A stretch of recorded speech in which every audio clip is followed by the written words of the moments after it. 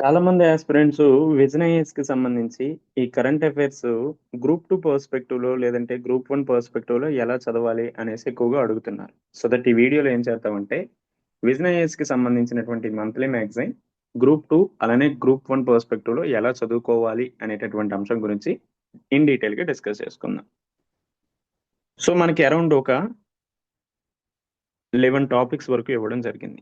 ఇందులో మొదటగా polity and governance, రెండవది ఇంటర్నేషనల్ రిలేషన్స్ అంతర్జాతీయ సంబంధాలు, మూడవది ఎకానమీ, నాలుగవది security, fifth one is environment, seventh one is science and technology, social issues, ethics, culture, schemes in news and places in news.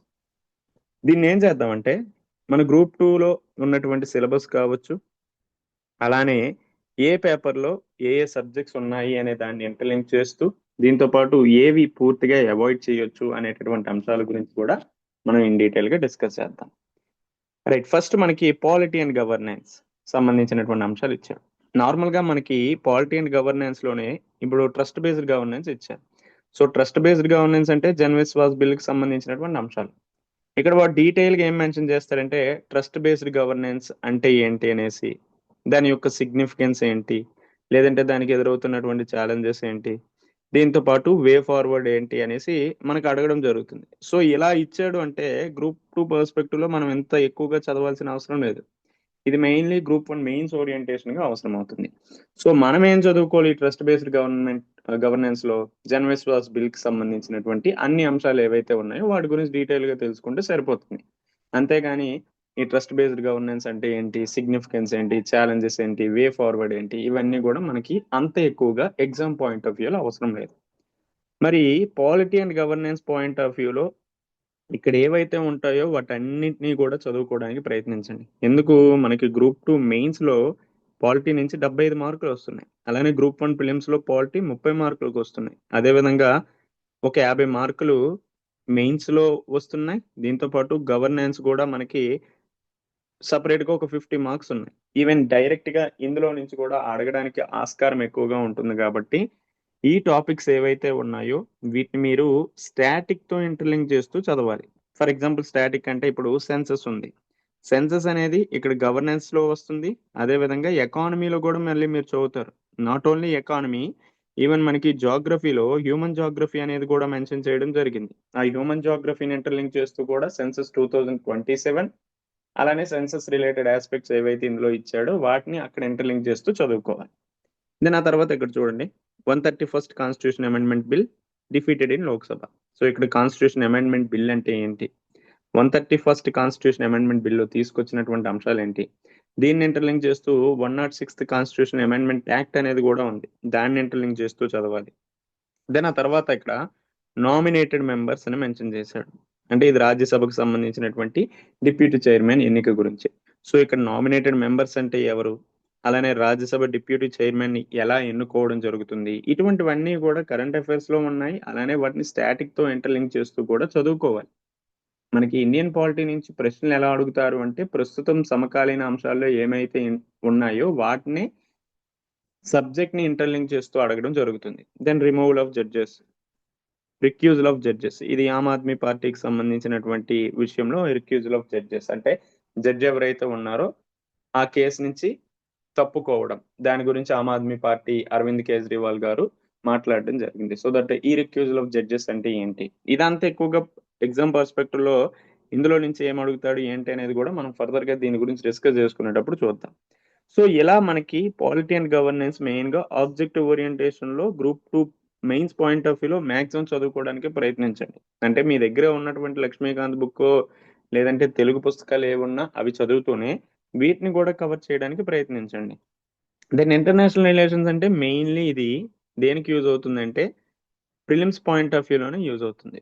అటు group 2 prelims అవ్వచ్చు, అలానే గ్రూప్ 1 ప్రిలిమ్స్ అయినా main గా international relations prelims point of వ్యూలోనే use అవుతాయి. India Nepal relations అంటే మళ్ళీ ఇక్కడ డీటెయిల్ గా మీరు చదువుకోవాల్సిన పని లేదు. ఇక్కడ ఏదైతే డేటా ఓరియంటేషన్ ఇన్ఫర్మేషన్ ఉంటుందో దాన్నే గుర్తుపెట్టుకోవాలి. ఆ విధంగానే మనకి ఎక్కువగా క్వశ్చన్లు అడుగుతారు. సో మనం ఒక్కొక్కటి డిస్కస్ చేసుకునేటప్పుడు చూద్దాం ఏ విధంగా అడుగుతున్నాడు ఏంటి అనేది. సో ఇది ఓన్లీ ప్రిలిమ్స్ పాయింట్ ఆఫ్ వ్యూలోనే అడుగుతారు. ఇంకోటి ఏంటంటే మీరు మరీ ఇన్ డీటెయిల్డ్గా అందులో ఉన్నటువంటి అన్ని అంశాల గురించి కూడా చదవద్దు. బట్ మీరు గ్రూప్ 1 లేదంటే యూపీఎస్సీ ప్రిపేర్ అవుతున్నారంటే ఇందులో ఉన్నటువంటి అన్ని అంశాల గురించి కూడా కొంచెం మైన్యూట్గా డీటెయిల్గా తెలుసుకుంటే బెటర్ ఉంటుంది. బట్ గ్రూప్ 2 ప్రిలిమ్స్ పర్స్పెక్టివ్లో మీరు అంత ఎక్కువగా సబ్జెక్ట్ ఓరియంటేషన్గా వెళ్ళాల్సిన పని లేదు. అంటే డైరెక్ట్గా మనకి ఇంటర్నేషనల్ రిలేషన్స్ గురించి అడిగినా కూడా డైరెక్ట్ క్వశ్చన్సే ఉంటాయి కాబట్టి. దెన్ ఆ తర్వాత ఎకానమీ మనకి మెయిన్స్లో అరౌండ్ 75 మార్కులు, అలానే ప్రిలిమ్స్లో గ్రూప్ 1 ప్రిలిమ్స్లో 30 మార్క్స్ వస్తున్నాయి. ఈవెన్ కరెంట్ అఫైర్స్లో మనకి క్వశ్చన్స్ అడిగేది కూడా ఎకానమీ, సైన్స్ అండ్ టెక్నాలజీ నుంచి ఎక్కువగా ఉంటాయి కాబట్టి దీనికి చాలా ఎక్కువగా ప్రయారిటీ ఇస్తూ చదవండి. ఇంకోటి ఏంటంటే వీళ్ళు చాలా వరకు పిఐబి నుంచి ఉన్నటువంటి ఇన్ఫర్మేషన్ కూడా న్యూస్గా అందించడం జరుగుతుంది కాబట్టి మరీ ఎక్కువగా పిఐబిని చదవకుండా ఇక్కడ ఉన్నటువంటి అంశాలను అయితే చూడండి. అంటే పిఐబి రిలేటెడ్ ఇన్ఫర్మేషన్ మరీ గవర్నమెంట్ ఆఫ్ ఇండియా ఏదైతే ఎక్కువగా ప్రయారిటీ ఇస్తుందో దానికి సంబంధించినటువంటి అంశాలు ఆఫ్ కోర్స్ చూడాలి. కాకపోతే మరి ఇక్కడ పిఐబి చదివి మళ్ళీ ఇది మంత్లీ మ్యాగజైన్ చదివి ఇంకొక పీడిఎఫ్ సోర్సెస్ కూడా ప్రిపేర్ అయ్యారు అంటే కరెంట్ అఫైర్స్కి మీకు ఎక్కువ ఇన్ఫర్మేషన్ అయిపోద్ది. దెన్ అల్టిమేట్గా ఎగ్జామ్ ముందుకు వెళ్ళేటప్పుడు రివిజన్ చేయగలరంటే రివిజన్ చేయలేం. సో అందుకనే ఏం చెప్తున్నాను, మ్యాక్సిమం లిమిటెడ్ సోర్సెస్ని పెట్టుకొని చదవడానికి ప్రయత్నించండి. రైట్, ఈ ఎకానమీ అనేది మనకి చాలా ఇంపార్టెంట్. ఎందుకు 75 మార్కులకు మెయిన్స్లో ఉంటుంది, గ్రూప్ 1 ప్రిలిమ్స్లో 30 మార్కులకు ఉంటుంది, అలానే గ్రూప్ 1 మెయిన్స్లో కూడా 150 మార్క్స్కి ఉంటుంది. Not only for AP, even తెలంగాణకు ప్రిపేర్ అయ్యే వాళ్ళకి కూడా ఇది చాలా వరకు యూస్ఫుల్ అవుతుంది. ఎకానమీ అనేది very very important. Then security అని ఇచ్చినా మనం ఇక్కడ గ్రూప్ 2 మెయిన్స్లో సైన్స్ అండ్ టెక్నాలజీని ఇంటర్లింక్ చేస్తూ కూడా చదువుకోవచ్చు.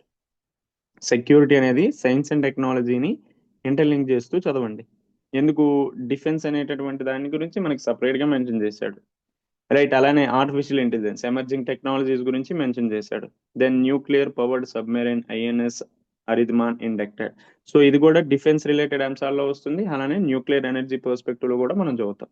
సో ఈ అంశాలన్నీ కూడా మనం సైన్స్ అండ్ టెక్నాలజీని ఇంటర్లింక్ చేస్తూ చదవాలి గ్రూప్ 2 మెయిన్స్ పాయింట్ ఆఫ్ వ్యూలో. ఈవెన్ గ్రూప్ 1లో మనకి సైన్స్ అండ్ టెక్నాలజీ 30 మార్కులకు ఉంది. దీంతో పాటు కరెంట్ అఫైర్స్ కూడా 30 మార్క్స్కి ఉంది. అలానే గ్రూప్ 1 మెయిన్స్లో మనకి సైన్స్ అండ్ టెక్నాలజీ ఎన్ని మార్కులకు ఉంటుంది, 150 మార్కులకు ఉంటుంది. కాబట్టి ఈ సెక్యూరిటీ కావచ్చు, తర్వాత వచ్చేటటువంటి ఎన్విరాన్మెంట్, అలానే సైన్స్ అండ్ టెక్నాలజీ, ఈ మూడు కూడా గ్రూప్ 2 మెయిన్స్ అలానే గ్రూప్ 1 ప్రిలిమ్స్ దీంతో పాటు గ్రూప్ 1 మెయిన్స్ పర్స్పెక్టివ్లో చాలా ఇంపార్టెంట్. దెన్ ఎన్విరాన్మెంట్, ఎన్విరాన్మెంట్ అన్నీ కూడా చాలా బాగుంటుంది. ఇఫ్ పాసిబుల్ అయితే ఇంగ్లీష్ మీడియంలో మీరు చదివారు అంటే ఖచ్చితంగా చదవడానికే ప్రయత్నించండి. దెన్ ఆ తర్వాత ఇక్కడ మనకి సోషల్ ఇష్యూస్ అని మెన్షన్ చేశాడు. ఇక్కడ ఒక్క అంశం గురించే ఇచ్చాడు, కానీ కొన్నిసార్లు ఎక్కువగానే ఇన్ఫర్మేషన్ అనేది ఇవ్వడానికి వాళ్ళు ప్రయత్నిస్తారు. ఈ సోషల్ ఇష్యూస్ అనేటటువంటి టాపిక్ ఇండియన్ సొసైటీ ఏదైతే ఉందో దాని గురించి ఎక్కువగా ఇంటర్లింక్ చేస్తూ ఉంటుంది. ఈవెన్ మొన్న జరిగినటువంటి 2024 ప్రిలిమ్స్లో ఎక్కువగా పీటీ 365 అలానే విజన్ ఐఎస్ సంబంధించినటువంటి కరెంట్ అఫైర్స్ మ్యాగజైన్ నుంచి ఎక్కువగా అడిగాడు. అలా అని వచ్చే ఎగ్జామ్స్లో అడుగుతారంటే అడగరు. కానీ ఈ అంశాలను చూస్తే మనం ఏం అర్థం చేసుకోవాలంటే ఇండియన్ సొసైటీ అంటే కేవలం మనకు ఉన్నటువంటి పుస్తకం మాత్రమే కాదు, కరెంట్ అఫైర్స్ను కూడా ఇంటర్లింక్ చేస్తూ చదువుకోవాలి. సో దానికి సంబంధించి ఒక మంచి సోర్స్ ఏంటి అంటే మనకి విజన్ ఐఎస్ మంత్లీ మ్యాగజైన్లో సోషల్ ఇష్యూస్ అనే టాపిక్ బెటర్గా యూజ్ అవుద్ది. ఎందుకంటే నేను కూడా పర్సనల్గా చదవడం జరిగింది, నాకు మంచిగా స్కోర్ రావడం జరిగింది. ఈవెన్ సొసైటీ టాపిక్ కూడా నాకు అంత ఎక్కువగా ఎగ్జామ్లో కూడా ఇబ్బంది పెట్టలేదు. దానికి కారణం ఏంటంటే నేను ఇది చదవడం వల్ల. అలా అని వచ్చే ఎగ్జామ్లో కూడా ఇదే వస్తుందంటే మేబీ రాకపోవచ్చు. దెన్ సైన్స్ అండ్ టెక్నాలజీ మీ అందరికీ తెలిసిందే, గ్రూప్ 2 మెయిన్స్లో మనకి సైన్స్ అండ్ టెక్నాలజీ, ఎన్విరాన్మెంట్, దీంతో పాటు ముందు వచ్చినటువంటి డిఫెన్స్ రిలేటెడ్ ఆస్పెక్ట్, సెక్యూరిటీ, ఇవన్నీ కూడా 75 మార్కులకు వస్తున్నాయి. Very very important. ఎందుకంటే దీన్ని మొన్న జరిగినటువంటి దాంట్లో ఎక్కువగా స్టాటిక్ ఓరియంటేషన్గా అడిగిన ఇది ఒక డైనమిక్ సబ్జెక్ట్. మీరు ఈ స్టాటిక్ చదివితేనే ఈ డైనమిక్ కాన్సెప్ట్స్ కూడా అర్థమవుతాయి. ఈవెన్ వీళ్ళు కూడా మొత్తం ఏదో కరెంట్ అఫైర్స్ అంటే కరెంట్ అఫైర్స్ని ఇచ్చారు. కరెంట్ అఫైర్స్తో పాటు దానికి రిలేటెడ్గా ఉన్నటువంటి సబ్జెక్ట్ను కూడా వాళ్ళు బాక్స్లో పెట్టి మెన్షన్ చేయడం జరుగుతుంది. కాబట్టి మీకు స్టాటిక్ కూడా ఈ కరెంట్ అఫైర్స్తో ప్యారలల్గా రివిజన్ అనేది అవుతుంది, ప్యారలల్గా చదవడం జరుగుతుంది. కాబట్టి ఇది బెటర్గా మీకు యూజ్ అవుతుంది. దెన్ ఆ తర్వాత కల్చర్కి సంబంధించినటువంటి అంశాలు, ఇది మోస్ట్లీ ఇండియన్ హిస్టరీ, దీంతో పాటు కరెంట్ అఫైర్స్, ఈవెన్ కొన్నిసార్లు సొసైటీ, ఇవి కూడా కవర్ అవ్వడానికి ఛాన్సెస్ ఉంటాయి. సొసైటీ అంటే ఇప్పుడు మహాత్మా జ్యోతిబా పూలే గారు ఉన్నారు, ఈ అంశాలు ఈవెన్ మనకి సొసైటీతో కూడా ఇంటర్లింక్ చేయొచ్చు. రైట్, అమరావతి స్తూప ఉంది, ఇది ఏపీ హిస్టరీలో వస్తుంది, ఇండియన్ హిస్టరీలో కూడా వస్తుంది. అంటే దీంట్లో మాక్సిమం ఎక్కువ ఏమీ ఇన్ఫర్మేషన్ ఉండదు. ఒక 6-7 న్యూస్ ఉంటుంది. గట్టిగా అయితే ఒక 30-40 మినిట్స్‌లో మీరు చదివేయొచ్చు. సో దట్ అంత ఎక్కువగా ఇబ్బంది పడాల్సిన పని లేదు. అలానే దీన్ని అవాయిడ్ కూడా చేయకండి. మాక్సిమం చదవండి. ఇఫ్ ఇన్ కేస్ మీరు అవాయిడ్ చేస్తే గ్రూప్ 2కి చదివే వాళ్ళు అవాయిడ్ చేస్తే ఈ ఎథిక్స్ అనేది పూర్తిగా అవాయిడ్ చేయండి. బట్ గ్రూప్ 1 ప్రిపేర్ అయ్యే వాళ్ళు మాత్రం ఇది కూడా చదవండి. ఎందుకంటే ఎథిక్స్ అనేది కూడా మీకు 40 మార్కులకి అందించడం జరుగుతుంది. ఇంకో 10 మార్కులు ఎక్కడి నుంచి వస్తాయంటే basic knowledge of law and ఇండియాకి సంబంధించి ఉన్నాయి. మిగతా 40 మార్క్స్ అనేది ఎథిక్స్‌కి సంబంధించినవే ఉంటాయి కాబట్టి ఇది కూడా గ్రూప్ 1కి చదివే వాళ్ళు చదవడానికి ప్రయత్నించండి. Then schemes in news, places in news అంటే ఖచ్చితంగా చదువుకోవాలి. స్కీమ్స్ ఇన్ న్యూస్ అనేది ఎకానమీ పర్స్పెక్టివ్‌లో అడగొచ్చు. అలానే ఇఫ్ ఇన్ కేస్ ఏదైనా సైన్స్ అండ్ టెక్నాలజీ రిలేటెడ్ ఉంటే దాన్ని దృష్టిలో పెట్టుకొని కూడా అడగడానికి అవకాశాలు ఉంటాయి కాబట్టి ఈ స్కీమ్స్ అండ్ న్యూస్ కూడా చదవండి. లాస్ట్ గా ప్లేసెస్ అండ్ న్యూస్ అనేది మనకి ఎక్కువగా ప్రిలిమ్స్ పాయింట్ ఆఫ్ వ్యూలోనే అడగడానికి ఛాన్సెస్ ఎక్కువగా ఉంటాయి. అది గ్రూప్ 2 ప్రిలిమ్స్ కావచ్చు, గ్రూప్ 1 ప్రిలిమ్స్ అయినా. సో ఇది బోత్ ఏపీపీఎస్సీ అండ్ టీజీపీఎస్సీ ఇద్దరికి కూడా చాలా వరకు యూస్ఫుల్ అవుతుంది. స్పెషల్లీ ఇంగ్లీష్ మీడియం అభ్యర్థులకు. అంటే స్టేట్ గా ఉన్నటువంటి ఇన్ఫర్మేషన్ ఇందులో లభ్యం కాదు. సో దట్ దానికి మీరు ఏదైనా ప్యారలల్ గా ఒక సోర్స్ తీసుకొని మాక్సిమం ఇండియా లేదంటే ఇంటర్నేషనల్ రిలేటెడ్ ఈవెంట్స్ కి సంబంధించినటువంటి ఏదైనా మంచి మ్యాగజైన్ అంటే ఇంగ్లీష్ లో మనకి విజన్ ఐఏఎస్ కావచ్చు, లేదంటే ఇంకా ఏదైనా యూపీఎస్సీ రిలేటెడ్ వెబ్సైట్స్ కి సంబంధించినటువంటి మ్యాగజైన్స్ ఉంటే అవి కూడా చాలా వరకు యూస్ఫుల్ అవుతాయి. ఐ హోప్ మీ అందరికీ ఈ వీడియో యూస్ఫుల్ గా అనిపించింది అనుకుంటున్నా. ఇఫ్ ఇన్ కేస్ ఏమైనా డౌట్ ఉన్నా కన్సల్ట్ అవ్వండి. దెన్ ఆ తర్వాత దానికి రిలేటెడ్ గా ఇంకేదైనా ఇన్ఫర్మేషన్ తెలియజేస్తాను. Thank you.